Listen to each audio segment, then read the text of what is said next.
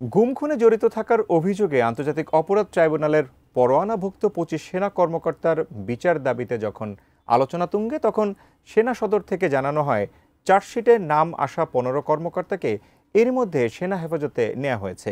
সেই সাথে বাকিদের বিরুদ্ধেও সেনা আইন অনুযায়ী ব্যবস্থা নেওয়া হবে। এমন পরিস্থিতির মধ্যেই এবার ঢাকা সেনানিবাসের একটি ভবনকে কারাগার ঘোষণা করেছে স্বরাষ্ট্র মন্ত্রণালয়। কিন্তু কেন? বিস্তারিত জানাচ্ছেন এসআই রাজ। হঠাৎ ঢাকা সেনানিবাসের একটি ভবনকে সাময়িকভাবে কারাগার হিসেবে ঘোষণা করেছে অন্তর্বর্তী সরকার। ১২ অক্টোবর এ বিষয়ে প্রজ্ঞাপন জারি করা হলেও ১৩ অক্টোবর তা প্রকাশ করেছে স্বরাষ্ট্র মন্ত্রণালয়ের কারা এক শাখা।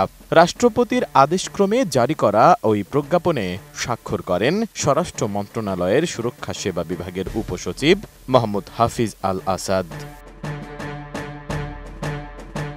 প্রজ্ঞাপনে বলা হয়, বাংলাদেশ ফৌজদারি কার্যবিধি ১৮৯৮ এর ধারা ৫৪১ এবং প্রিজন্স অ্যাক্ট ১৮৯৪ ধারা ৩B অনুযায়ী ঢাকা সেনানিবাসের বাসার রোড সংলগ্ন উত্তর পাশে অবস্থিত MES বিল্ডিং নাম্বার ৫৪কে সাময়িকভাবে কারাগার হিসেবে ঘোষণা করা হয়েছে।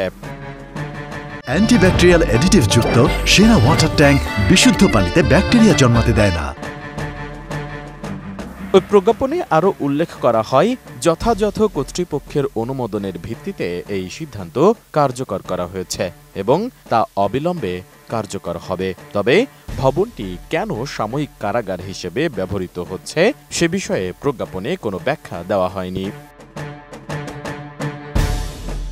যদিও এর আগে বাংলাদেশ সেনাবাহিনীর পক্ষ থেকে এক সংবাদ সম্মেলন করে জানানো হয়, আন্তর্জাতিক অপরাধ ট্রাইব্যুনালের মামলায় অভিযুক্ত ১৫ সেনা কর্মকর্তাকে হেফাজতে নিয়েছে সেনা সদর। তবে মেজর জেনারেল কবির আহমদকে পাওয়া যাচ্ছে না।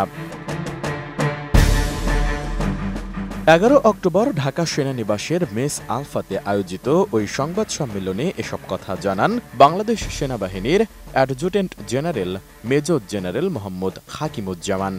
চাকরিরত যে কজন আছেন ১৫+১, এই ১৬ জনকে ৮ তারিখেই তাদেরকে আমরা আমাদের একটা সেনা হেফাজতে, যেটা আমরা বলি আর্মি ওন কাস্টডিতে আসার জন্য একটা অর্ডার, যেটাকে আমরা বলি অ্যাটাচমেন্ট অর্ডার, আমরা এটা দিয়েছি। ১৫ জনের মধ্যে একজনকেই শুধু মিসিং, বাকি সবাই জয়েন করেছে, এই হেফাজতে চলে আসছে।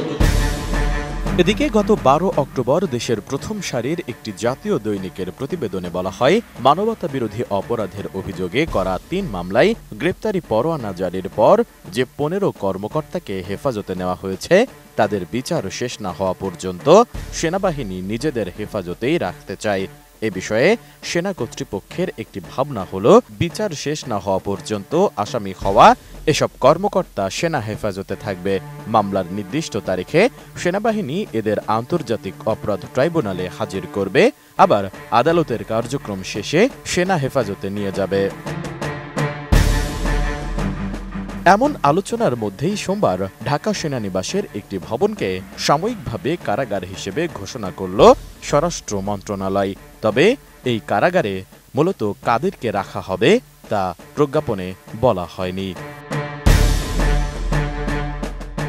এসআই রাজ, এটিএন নিউজ, ঢাকা।